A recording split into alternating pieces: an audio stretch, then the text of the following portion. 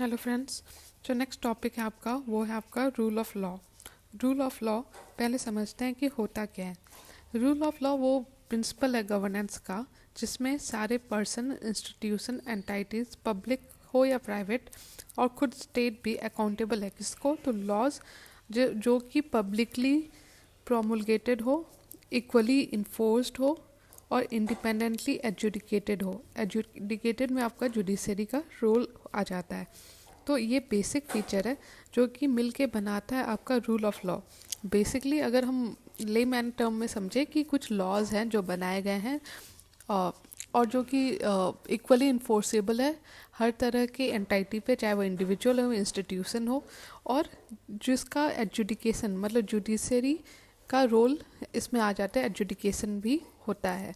तो इस तरह से आपका रूल ऑफ लॉ का मेन मतलब है। अब न्यूज़ में क्यों है? रिसेंटली क्या हुआ है कि जो हमारे चीफ जस्टिस ऑफ इंडिया है उन्होंने रूल ऑफ लॉ पे एक लेक्चर दिया था जिसमें उन्होंने कहा था कि the story of rule of law is nothing but story of civilisation of humans. मतलब कि रूल ऑफ लॉ को उन्होंने इक्वलाइज किया किससे, तो सिविलाइजेशन ऑफ ह्यूमन। ठीक है, ये तो हमने समझ लिया मीनिंग और न्यूज़ में क्यों है। अब समझते हैं हिस्ट्री। हिस्ट्री में अगर आप देखो तो रूल ऑफ लॉ थ्योरी को आप एंशिएंट रोमन्स तक ट्रेस कर सकते हो और उसके बाद बहुत सारे और भी थिंकर्स ने इसके बारे में बात की, जैसे आपके हो गए हॉब्स, लॉक, रूसो। ये सब ऐसे थिंकर्स हैं जो कि रूल ऑफ लॉ के बारे के लोग इन्होंने बात की है। अगर हम इंडियन फिलॉसफी या इंडियन पॉलिटिकल थॉट के बारे में देखें तो इसमें आप पाएंगे चाणक्य, जिन्होंने रूल ऑफ लॉ के बारे में बात की है। वो कहते थे कि रूल ऑफ लॉ थ्योरी के वो पक्षधर थे। कैसे? तो bye maintaining the king should be govern by the word of law. तो लॉ के पक्षधर थे हमारे चाणक्य। इम्पॉर्टेंस क्या है रूल ऑफ लॉ क्या?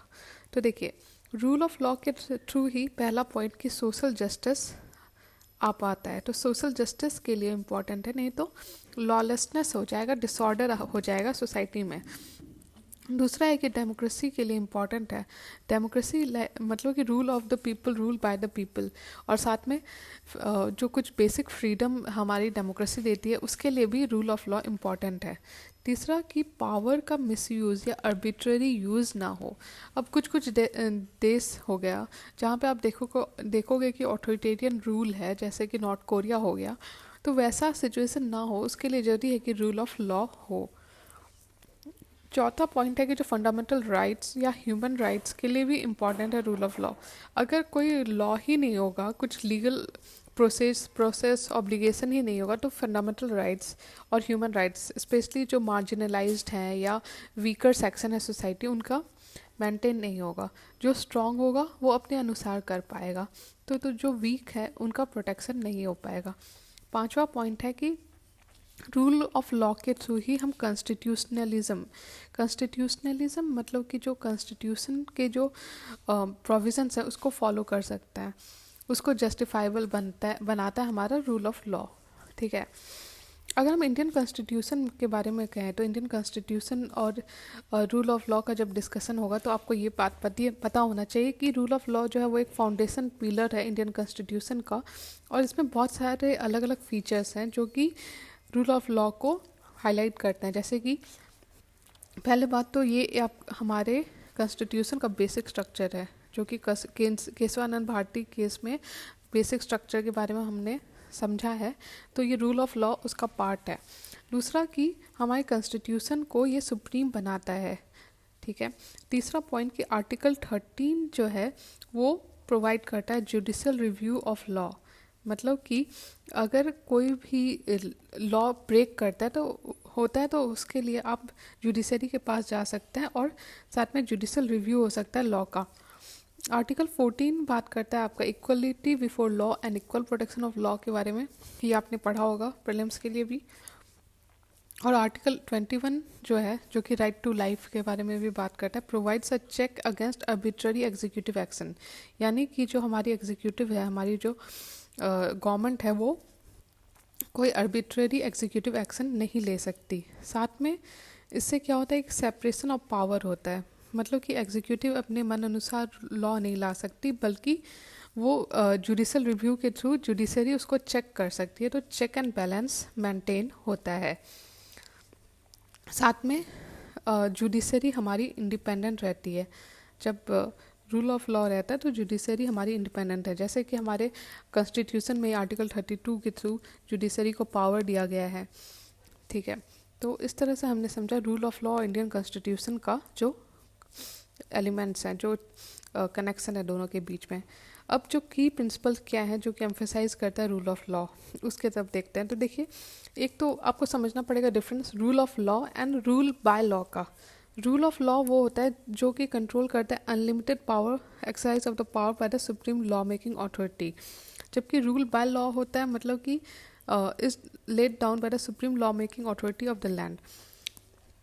बेसिकली रूल ऑफ लॉ जब होता है तो किसी तरह का आर्बिट्रेरी या ऑथोरिटेरियन गवर्नमेंट नहीं कर सकती, उसको एक लिमिटेशन रहता है, उसके पावर पे चेक रहता है।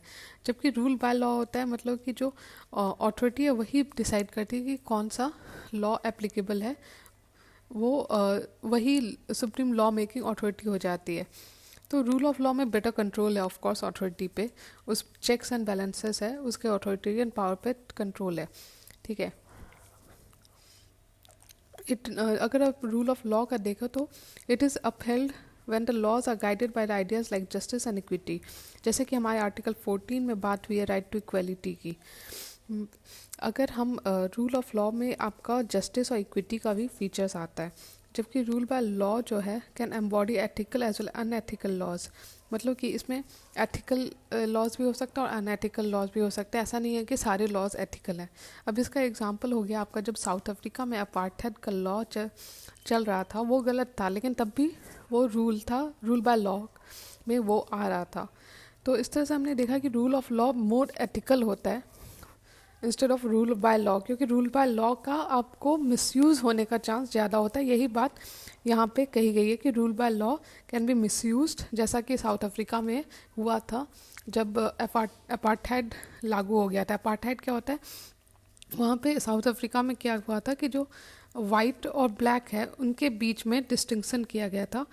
वाइट के पास ज़्यादा पावर था और ब्लैक के साथ डिस्क्रिमिनेशन किया जा रहा था, तो उसी को हम अपार्थाइड कहते हैं। तो ये साउथ अफ्रीका में हुआ था। तो इस तरह से हमने समझा रूल ऑफ लॉ और रूल बाय लॉ का डिफरेंस। ठीक है, तो अब जो नेक्स्ट टॉपिक है इसमें हम समझेंगे कि चैलेंजेस क्या हैं implementation of rule of law में।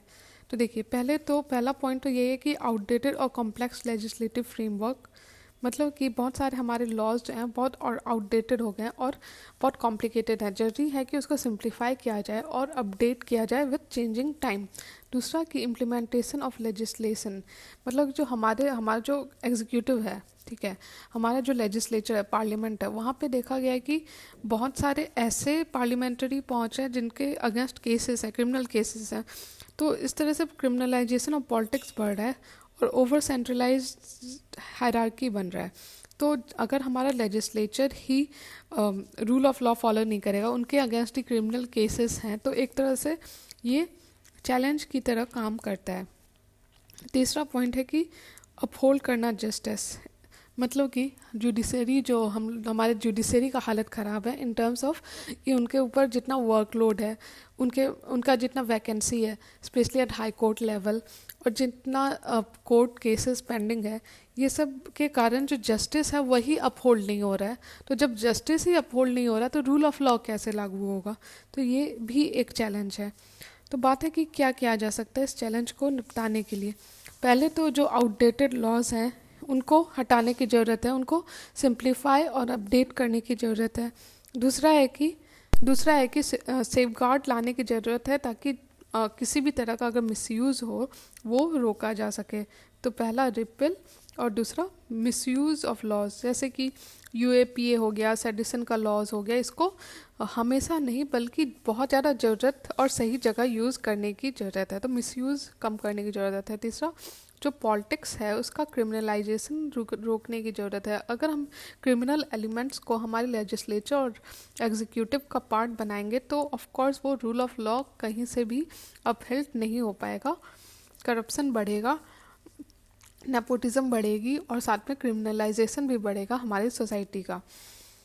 चौथा है कि आईटी सॉल्यूशन मतलब कि जैसे जैसे टाइम आगे बढ़ रहा है तो हमारे पास आईटी रिवॉल्यूशन हो रहा है हमारे वर्ल्ड ओवर, तो ज़रूरी है कि उसका भी यूटिलाइजेशन हो, चाहे वो ब्लॉकचेन टेक्नोलॉजी हो या बाकी ट्रैकिंग या मॉनिटरिंग केसेस, ई कोड्स, ऐसे सिस्टम का यूटिलाइजेशन होना चाहिए। पांचवा है कि जो इंडियन कोर्ट्स और ट्रिब्यूनल सर्विस को अपडेट करने की ज़रूरत है, इसमें रिफॉर्म लाने की ज़रूरत है ताकि केसेस जो हैं इतने सालों तक पेंडिंग रहते हैं वो ना हो। ठीक है, यही बात हमारे इकोनॉमिक सर्वे ने भी कही थी। तो इस तरह से हमने समझा रूल ऑफ लॉ को। आई होप आपको वीडियो अच्छा लग रहा हो। अगर अच्छा लग रहा है तो प्लीज़ लाइक कीजिए और मेरे चैनल को सब्सक्राइब कीजिए। Thank you.